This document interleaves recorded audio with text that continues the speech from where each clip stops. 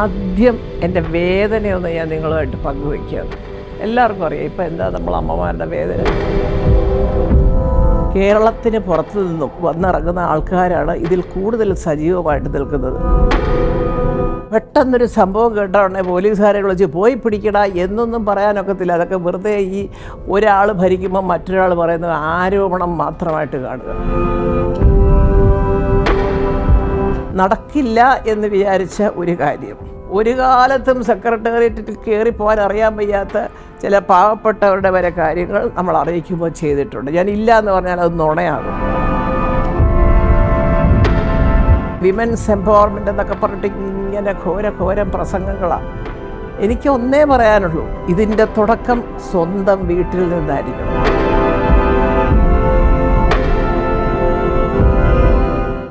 നമസ്കാരം. കുറച്ച് ദിവസമായിട്ട് സത്യം പറയുകയാണെങ്കിൽ എനിക്ക് ക്യാമറയുടെ മുന്നിൽ വരണമെന്നും ഈ കേരള കൗമുദി ചാനലിൻ്റെ ഒപ്പം ഇരുന്നു കൊണ്ട് ഒന്ന് രണ്ട് കാര്യങ്ങൾ പറയാനും ഒക്കെ ആഗ്രഹം ഉണ്ട്. പക്ഷേ ഇതിൻ്റെ ഇടയ്ക്ക് ഞാനും കുറച്ചൊരു അങ്ങോട്ടും ഇങ്ങോട്ടും ഇച്ചിരി ഓട്ടമായിപ്പോയി. കാരണം ഈ അടുത്ത കാലത്താണ് കുറച്ചെങ്കിലും ഓടി തുടങ്ങിയത്. കാലൊക്കെ ഒന്ന് നേരെയായിട്ട് ദൈവാനുഗ്രഹം കൊണ്ട് ഇപ്പം അതെല്ലാം കഴിഞ്ഞ് ഞാനിപ്പോൾ തിരുവനന്തപുരത്ത് എത്തിയപ്പോൾ ഇങ്ങനെ ചേച്ചി ഒന്ന് സംസാരിക്കണം. അപ്പോൾ എനിക്ക് സത്യം പറയുകയാണെങ്കിൽ ആദ്യം എൻ്റെ വേദനയൊന്ന് ഞാൻ നിങ്ങളുമായിട്ട് പങ്കുവയ്ക്കുകയാണ്. എല്ലാവർക്കും അറിയാം ഇപ്പം എന്താ നമ്മൾ അമ്മമാരുടെ വേദന. നമ്മുടെ നാട്ടിൽ കാണുന്ന ഈ ലഹരി ഉപയോഗം. എനിക്ക് ആദ്യമേ തന്നെ എല്ലാ രാഷ്ട്രീയ പാർട്ടികളോടും അതിൻ്റെ പ്രമുഖരായ നേതാക്കന്മാരോടും വിനീതമായൊരു അപേക്ഷയുണ്ട്. ഒരു സംസ്ഥാനം നമ്മുടെ ഇഷ്ടപ്രകാരം നമ്മൾ വോട്ട് ചെയ്ത് തിരഞ്ഞെടുക്കുന്ന ഒരു ഭരണ നേതൃത്വം ഉണ്ടാവും അല്ലേ? അത് ഇന്ന് കോൺഗ്രസ് ആയിരിക്കാം, നാളെ കമ്മ്യൂണിസ്റ്റ് ആയിരിക്കാം, അതൊക്കെ നമ്മൾ തന്നെയാണ് വോട്ട് ചെയ്ത് ഇവരെയൊക്കെ ജയിപ്പിച്ച് കൊണ്ടുവരുന്നത്.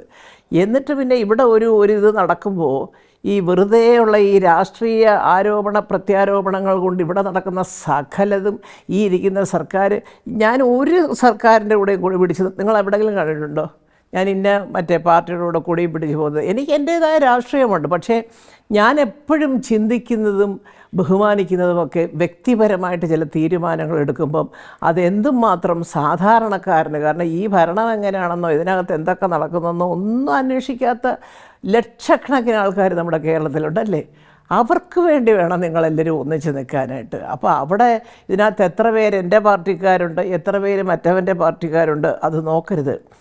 കാരണം ഇപ്പോഴത്തെ ഈ ലഹരി ഉപയോഗം എന്ന് പറയുന്നത് അറിഞ്ഞു തുടങ്ങിയത് ഒരു പക്ഷേ ഇപ്പോഴായിരിക്കാം കൂടുതലായിട്ട്. അതുകൊണ്ട് ഇതിനു മുമ്പ് ഇല്ലായിരുന്നു എന്നൊന്നും പറയരുത്. വളരെ വർഷങ്ങളായിട്ട് നമ്മൾ കേൾക്കുന്നതാണ്. അവിടെ നിന്ന് വരുന്നു, ഇവിടെ നിന്ന് വരുന്നു, അന്യനാട്ടിൽ നിന്ന് ഇന്ത്യക്ക് പുറത്തു നിന്നുള്ള ആൾക്കാർ വരുന്നു. ഇവിടെ ഞാനൊക്കെ ഒരു 3-4 കൊല്ലം മുമ്പാണ് വാഗമണിലെങ്ങാണ്ട് അവിടെ ഒരു ചെറിയ പ്രശ്നമുണ്ട്, അവിടെ ഏതാണ്ട് ഒരു ക്യാമ്പ് നടക്കുന്നു എന്നൊക്കെ പറഞ്ഞുകൊണ്ട് അത് കേട്ടു. അത് കഴിഞ്ഞ് അതേ ഇത് തന്നെ ഒരു 2 കൊല്ലം മുമ്പ് കേട്ടു. അപ്പോൾ ഞാൻ ആലോചിച്ചത് എന്താ ഇവിടെ വന്നിട്ട് ഈ ക്യാമ്പൊക്കെ നടത്തുന്നത് ഈ വേണ്ടാധീനങ്ങൾക്ക് മുഴുവനും. അപ്പോൾ അതിനുള്ള സംവിധാനം ഒരുക്കി കൊടുക്കുന്നുണ്ട്. അപ്പോൾ ചിലർ പറയാം, അയ്യോ പോലീസുകാർ നോക്കിയില്ലേ, പോലീസുകാർ ശ്രദ്ധിച്ചില്ലേ. ഞാൻ പറയട്ടെ, നമ്മൾ ആ സ്ഥാനത്തിരിക്കുമ്പോഴാണ് അതിൻ്റെ ഒരു ബുദ്ധിമുട്ട് അറിയുന്നത്.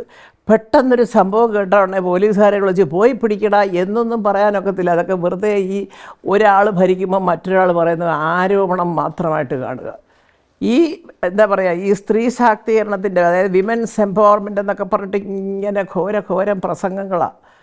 എനിക്ക് ഒന്നേ പറയാനുള്ളൂ, ഇതിൻ്റെ തുടക്കം സ്വന്തം വീട്ടിൽ നിന്നായിരിക്കണം.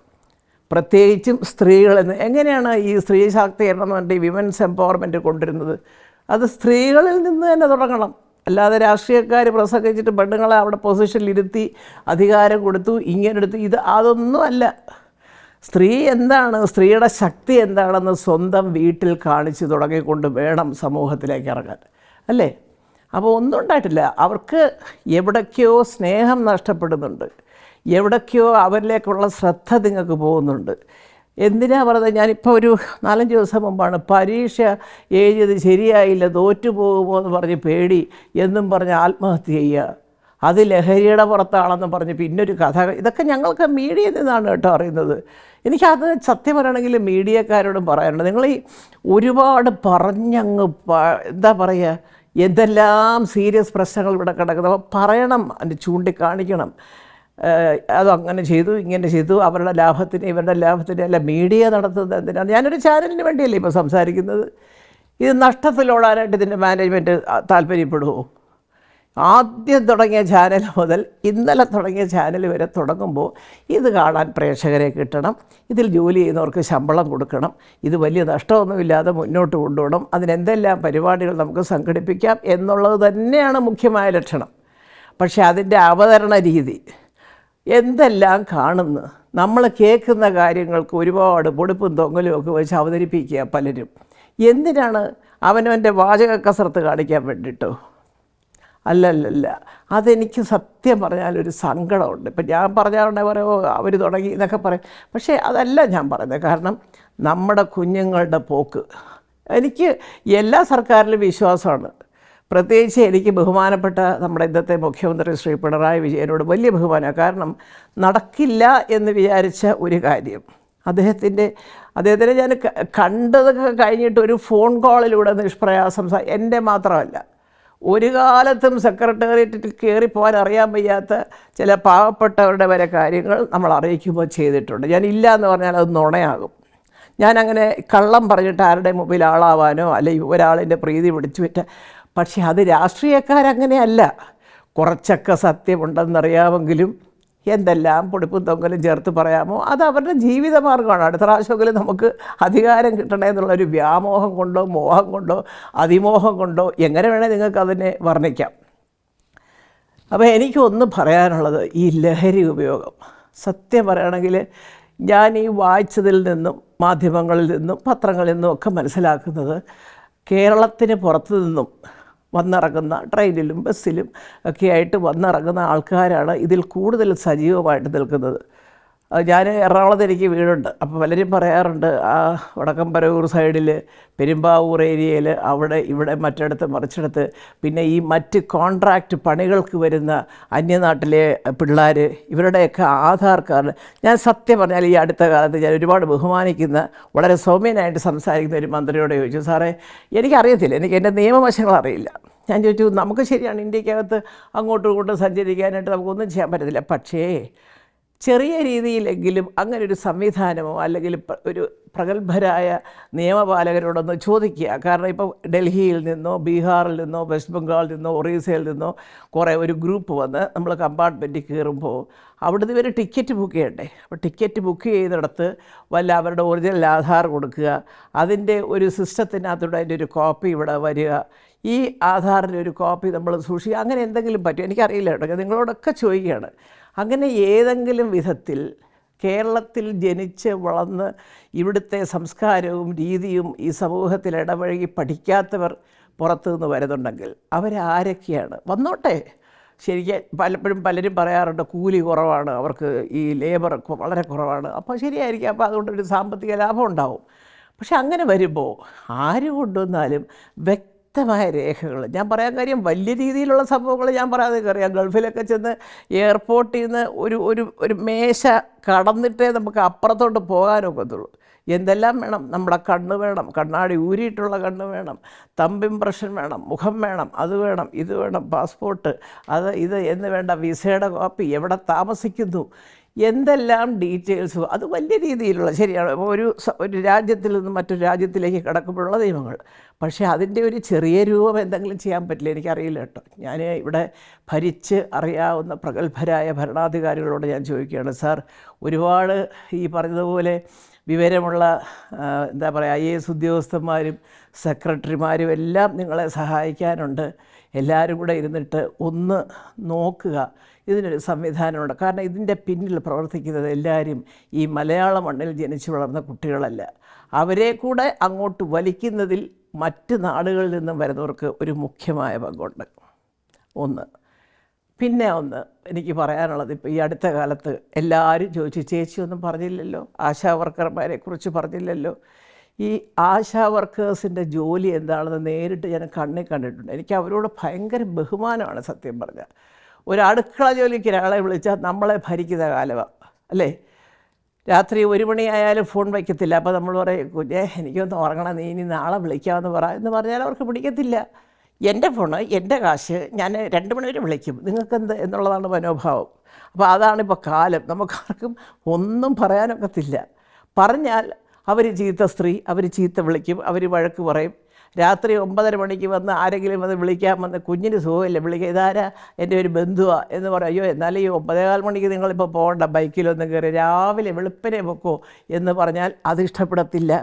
അപ്പം അവരുടെ സ്വന്തമായ തീരുമാനങ്ങളും അവരുടെ സ്വാതന്ത്ര്യത്തിനും വിലങ്ങുതടിയായാലും നമ്മൾ കൊള്ളൂല്ല. അവരാൾ ശരിയല്ല, അവർ ചീത്ത, അവർ മഹാദേഷ്യക്കാരി, വേറൊന്നും പറയാറില്ല ദൈവം സഹായിച്ചു വയസ്സായിട്ട്. പക്ഷേ എന്നാലും ഞാൻ പറയുന്നത് കുറ്റങ്ങൾ പറയുന്നത് എപ്പോഴാണ്? അവനവൻ്റെ സ്വാതന്ത്ര്യത്തിൽ കൈകടത്തുമ്പോഴാണ് ഒരാൾ കുറ്റക്കാരിയോ കുറ്റക്കാരനോ ആവുന്നത്. പോട്ടെ, അതവിടെ നിൽക്കട്ടെ. ഈ ആശാ വർക്കേഴ്സ് എന്ന് പറയുന്നവർ ചോദിച്ചതിനകത്ത് എല്ലാവരും കൂടെ കയറിക്കിടന്ന് അവരെ അങ്ങ് സപ്പോർട്ട് ചെയ്ത് നല്ല കാര്യം, ഞാനും തീർച്ചയായിട്ടും അതെ. പക്ഷേ എനിക്ക് എൻ്റെ സഹോദരിമാരോട് പറയാനുള്ളത് സത്യമാണ്. എന്തെങ്കിലുമൊക്കെ മുടങ്ങിയിട്ടുണ്ടാവാം, ഏതെങ്കിലുമൊക്കെ വേറെ വഴിക്ക് കാശുകൾ പോയിട്ടുണ്ടാവാം. ഇതെല്ലാം സത്യമാണെങ്കിലും നിങ്ങളെ ഒപ്പം നിൽക്കുന്ന ഒരു വ്യക്തി തന്നെയാണ് ഞാനും. അത് ഒരു ഗവൺമെൻറ്റിൻ്റെ മാത്രം കുറ്റമാണ് വിചാരിച്ചെങ്കിൽ കൊടുക്കാമായിരുന്നു. ഇത് നാളെ മറ്റൊരു ഗവൺമെൻറ് വരട്ടെ, അവർക്ക് സാധിക്കുമോ എന്നുള്ളത് അവരാദ്യം ചിന്തിക്കട്ടെ. അപ്പം നമുക്ക് വേണ്ടത് എന്താ? അതിൻ്റേതായ ഒരു ഫണ്ട് വേണം. ഞാനിപ്പോഴും വിശ്വസിക്കുന്നത് ഇതിൻ്റെ ഈ ഓരോ സ്ഥലത്തും അല്ലെ പഞ്ചായത്താവട്ടെ അല്ലെ മുനിസിപ്പാലിറ്റി ആവട്ടെ അവിടെയുള്ള ഈ പാർട്ടി പ്രവർത്തകരില്ലേ, അവർ കൊടുക്കുന്ന അല്ല അത് കേട്ട് മറ്റു മന്ത്രിമാരും മുഖ്യമന്ത്രിയും ഒക്കെ കൂടെ പെരുമാറുമെന്നല്ല ഞാൻ പറയുന്നത്. പക്ഷേ എങ്കിലും ഒരുപാട് തെറ്റായ ഒരു ഒരു ഒരു ഫീഡ്ബാക്ക് കിട്ടുന്നുണ്ട് ഇവർക്ക്. ഇവർ കേൾക്കുന്നത് എല്ലാം ഒക്കെ അന്വേഷിച്ച് വരുമ്പോൾ വൈകുന്നുണ്ട് പല കാര്യങ്ങളും. അല്ല സാർ, അതിനെ ഒരു പ്രത്യേക സെല്ല് വയ്ക്കുക. ഞാൻ പറയുന്നത്, ഞാനത് ഒരിക്കൽ എവിടെയോ ഞാൻ സൂചിപ്പിച്ചിട്ടുണ്ട്, ഇതില്ലാത്ത ഇൻ്റർവ്യൂവിലാണെന്ന് അറിയത്തില്ല. ബട്ട് ജയലളിതയാണത് ചെയ്ത് കണ്ടിരിക്കുന്നത്. ഒരു പെട്ടെന്നൊരു തീരുമാനം എടുക്കാനൊക്കാത്ത പ്രശ്നങ്ങൾ വന്നാൽ ഒരു ഹൈ പവർ കമ്മിറ്റി ഉണ്ടായിരുന്നു സർക്കാരിന്. പഴയ president Venkataraman sir, TN Seshan sir, Ramaswamy, ഇവരെല്ലാവരും അതീവ ബുദ്ധിമാന്മാരും സത്യസന്ധമായിട്ട് തീരുമാനങ്ങൾ എടുക്കുന്നവരുമാണ്. അപ്പോൾ അങ്ങനെ ഒരു കമ്മിറ്റി വെച്ചിട്ട് അതൊന്നും ജനം അറിയണ്ട, പ്രതിപക്ഷം അറിയണ്ട, ഇതൊക്കെ മുഖ്യമന്ത്രി മറ്റു മന്ത്രിമാരും അറിഞ്ഞാൽ പോരെ. അതൊരു പ്രോപ്പറായിട്ടൊരു തീരുമാനം എന്താണ്? ഇപ്പം എൻ്റെ ഇത് പറയുകയാണെങ്കിൽ നമ്മൾ ഒരുപാട് കാര്യങ്ങൾക്ക് കാശ് നമ്മൾ ചിലവാക്കുന്നുണ്ട് അല്ലേ? ഇനിയിപ്പോൾ 1 or 2 ആഘോഷങ്ങളോ സമ്മേളനങ്ങളോ കൊണ്ടൊരു പക്ഷേ അത് നാടിന് ഗുണം ചെയ്യും. അപ്പോൾ അത് നിങ്ങൾ വേണ്ടാന്ന് പറയരുത്. അയ്യോ വിദേശികളെ വിളിച്ചിവിടെ വലിയ വിദേശ നിക്ഷേപത്തിന് വേണമല്ലോ, നിക്ഷേപം വേണ്ട എല്ലാത്തിനും, അതൊന്നും വേണ്ടാന്ന് പറയാനാകത്തില്ല. പക്ഷേ അതല്ലാതെയുള്ള അനാവശ്യ ചിലവുകൾ നമുക്ക് കുറയ്ക്കാം. അപ്പം ഞാൻ വളരെ വിനയപൂർവ്വം അഭ്യർത്ഥിക്കുകയാണ് സാർ, ഇല്ലാത്തവരുടെ രോദനം കൂടുതൽ കേൾക്കുക, ഉള്ളവരുടെ ആവശ്യങ്ങൾ കൂടുതൽ പറയുകയും അല്ലെങ്കിൽ അവരുടെ പരാതികൾ കൂടുതൽ കേൾക്കുകയും ഒക്കെ ചെയ്യണമെങ്കിലും നമ്മളെപ്പോഴും നമ്മളെ മുന്നോട്ട് നയിക്കുന്നതും നമ്മുടെ കുടുംബത്തെയും നമ്മളെ എന്താ പറയുക നമുക്ക് സ്വന്തമായും ഒക്കെയുള്ള എല്ലാ ഉന്നമനങ്ങൾക്കും കാരണം എന്ന് പറയുന്നത് ഒരു പക്ഷേ ഇല്ലാത്തവൻ്റെ കണ്ണുനീര് തുടയ്ക്കാൻ നമ്മൾ കാണിക്കുന്ന വ്യഗ്രതയിൽ നിന്നും അവരുടെ മനസ്സിൽ തോന്നുന്ന പ്രാർത്ഥനയായിരിക്കും വിശ്വസിക്കുന്ന ഒരു അമ്മയാണ് ഞാൻ. അതെൻ്റെ ജീവിതാനുഭവം കൊണ്ട് ഞാൻ പറയാം, അല്ലാതെ ഞാനൊരു പാർട്ടിയിൽ നിന്നുകൊണ്ട് സംസാരിക്കുകയല്ല, ഒരു പാർട്ടിക്കും വേണ്ടിയും സംസാരിക്കുന്നതല്ല. എനിക്കൊരു വിഷമം തോന്നുമ്പോൾ ഞാൻ അതിൻ്റെ കാരണക്കാരാരോ എവിടെയെങ്കിലും ഞാൻ നീട്ടിപ്പിടിച്ച് കുറേ തെറി പറഞ്ഞ് നിങ്ങൾ കണ്ടിട്ടുണ്ടോ? പക്ഷേ എൻ്റെ ഉള്ളിലറിയാം, എന്നെ കുറ്റം പറയുന്നവരുണ്ട്, എന്തെല്ലാം പറയുന്നു, നല്ല രീതിയിൽ വന്ന് ചേച്ചി അത് പറഞ്ഞാട്ടെ ഇത് പറഞ്ഞാട്ടെ എന്ന് പറഞ്ഞിട്ട് 1.5 മാസം കഴിയുമ്പോൾ എൻ്റെ മക്കളെ അടക്കം ചീത്ത വിളിക്കുന്ന മാധ്യമങ്ങളുടെ. പക്ഷേ അപ്പോഴും ഞാൻ മറുപടി പറഞ്ഞിട്ടില്ല. കാരണം എനിക്കറിയാം ഇതിൻ്റെ മറുപടി വേറെ വഴി കൂടെ അവർ വേറെ പലർക്കൊക്കെ കൊടുത്തുള്ളൂ. അത് കണ്ട് ആനന്ദിച്ചാൽ മതിയല്ലോ നമുക്ക്. അത് ശരി, ഇതാ മോനെ പറയുന്നത് കൊടുത്താൽ കൊല്ലത്ത് കിട്ടുമെന്നൊരു ചൊല്ലുണ്ട് അല്ലേ എന്ന് പറയുന്ന പോലെ എനിക്കൊറ്റ അഭ്യർത്ഥനയുള്ളൂ. ഈ മന്ത്രിസഭയിൽ തന്നെ ഞാൻ ഇപ്പോൾ ആരോഗ്യമന്ത്രിയാവട്ടെ, മുഖ്യമന്ത്രി മാത്രമല്ല കേട്ടോ, ശ്രീമതി വീണ ജോർജ് എന്നൊക്കെ പറയുന്ന ആൾക്കാർക്കൊരു വ്യക്തിപരമായ താല്പര്യം ഉണ്ടോയെന്ന് എനിക്കറിയത്തില്ല. പക്ഷേ നിങ്ങളൊരു കാര്യം മനസ്സിലാക്കണം, കോൺഗ്രസ് ഭരിക്കുമ്പോൾ കോൺഗ്രസിൻ്റെ ആൾക്കാർ പറയുന്നത് കുറച്ചനുസരിക്കേണ്ടി വരും, കമ്മ്യൂണിസ്റ്റുകാർ ഭരിക്കുമ്പോൾ അവരുടെ ആൾക്കാർ പറയുന്നതും കുറച്ചനുസരിക്കേണ്ടി വരും. ഇനി നാളെ വേറൊരു പാർട്ടി BJP അല്ലെങ്കിൽ ആരും ആവട്ടെ വന്ന് ഭരിക്കാൻ ഒരു അവസരം വന്നാൽ അവരുടെ ആൾക്കാരോട് പ്രത്യേകത കാണിക്കും. ഇപ്പം എല്ലാവരും അങ്ങനെയല്ല. ഇപ്പം നമ്മുടെ കുഞ്ഞുങ്ങളോട് കാണിക്കുന്ന പ്രത്യേകം, ഇപ്പോൾ കുറേ എന്തെങ്കിലും ഒരു സാധനം കഴിക്കാൻ കിട്ടി, അവിടെ ഒരു 5-6 പേരുമായിട്ട് നമ്മുടെ മക്കൾ കളിക്കുക, അയ്യോ ഇതിപ്പോൾ എടുത്താൽ എല്ലാവർക്കും കൂടെ കൊടുക്കാനില്ലല്ലോ, എന്നാൽ കളിച്ച് വെച്ച് വരട്ടെ എന്ന് പറഞ്ഞ് കളി കഴിഞ്ഞ് പിള്ളേർ കുളിച്ചേച്ച് വരുമ്പോഴായിരിക്കും. അതെന്താ കാര്യം? കൊടുക്കാനുള്ള മനസ്സില്ലാത്തതുകൊണ്ടല്ല, അത്രയും സാധനം ഇല്ല നമ്മുടെ കയ്യിൽ. 10 പേര് കളിക്കുമ്പോൾ 5 പേർക്ക് കൊടുക്കാനുള്ള സാധനമേ ഉള്ളെങ്കിൽ നമ്മൾ അന്നേരം ആ 10 പേരിൽ 5 പേര് തിരിച്ച് പോയിട്ടല്ലേ അതെടുക്കുകയുള്ളൂ എന്ന് പറയുന്നത് പോലെ ആ കാലതാമസം ഒഴിവാക്കി അതാത് ബന്ധപ്പെട്ട വകുപ്പുകളുടെ മന്ത്രിമാരോട് ഒരു വ്യക്തി എന്നുള്ള നിലയിൽ മാത്രം ഞാൻ അപേക്ഷിക്കുകയാണ്. ഇല്ലാത്തവർക്ക് സാറേ, അതിന് ഇച്ചിരി താമസിച്ചൊരു തീരുമാനം വന്നാലും അതിനകത്തൊരു നാണക്കേടൊന്നും വിചാരിക്കേണ്ട. അത് ചെയ്യുമെന്നാണ് എൻ്റെ വിശ്വാസം. ഞാൻ തുറന്നു പറയുക, ഇന്നല്ലെങ്കിൽ നാളെ എൻ്റെ പൊന്നു സഹോദരിമാരെ, നിങ്ങളവിടെ ഇരുന്നു, നിങ്ങൾ പ്രതിഷേധം അറിയിച്ചു, പലരും നിങ്ങളെ വന്ന് കണ്ടു, സപ്പോർട്ട് ചെയ്തു, എല്ലാം നല്ല കാര്യം. എല്ലാവരും നിങ്ങളെ സഹായിക്കട്ടെ. കേന്ദ്രമായാലും സംസ്ഥാനമായാലും പഞ്ചായത്തായാലും മുനിസിപ്പാലിറ്റി ആയാലും എല്ലാവരും, ഈ MLA-മാരും ഒക്കെ വരട്ടെ. അവരെ കൊണ്ടാവുന്നത് പോലെയൊക്കെ നിങ്ങളെ അല്ലാതെ സഹായിക്കട്ടെ. ഞാനതേ പറയുന്നുള്ളൂ. അങ്ങനെ സഹായിക്കുന്നവരുണ്ടല്ലോ നമ്മുടെ കൂട്ടത്തിൽ. അപ്പോൾ അതുകൊണ്ട് ഇതൊക്കെ സഹായിച്ചാലും സർക്കാരിൻ്റെ ഭാഗത്തുനിന്ന് ന്യായമായിട്ടും അവരുടെ ഈ അധ്വാനത്തിനും കഷ്ടപ്പാടിനുമുള്ള ഒരു സംഭവം ഉരുത്തിരിഞ്ഞ് കൊണ്ടുവന്ന് അതവർക്ക് കൊടുക്കാമെങ്കിൽ അത് ഈ സർക്കാരിനെ നന്ദിയോടുകൂടി സ്മരിക്കുന്ന ഒരു വലിയ വിഭാഗത്തിൻ്റെ കൂടെ നിൽക്കുന്ന ഒരമ്മ എന്നുള്ള നിലയിൽ ഞാൻ പറയാണ്, എന്തുകൊണ്ടും അത് നല്ലതായിരിക്കും സർ. തീർച്ചയായിട്ടും. വീണ്ടും കാണാം.